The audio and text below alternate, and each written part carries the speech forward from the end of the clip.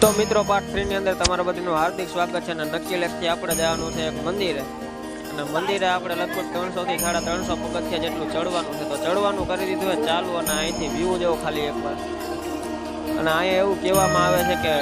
મંદિર ગુફાની અંદર છે એવું કંઈક છે તો જોઈએ હવે શું છે તો ભાઈ મંદિરેથી તો અવતારીએ બહાર અને અહીંથી વ્યૂ જેવો ખાલી એકવાર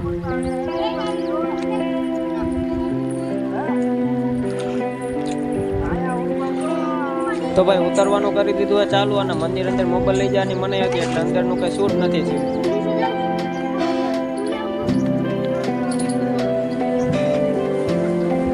તો ફાઇનલી કે માઉન્ટ આબુથી નીકળી ગયા છે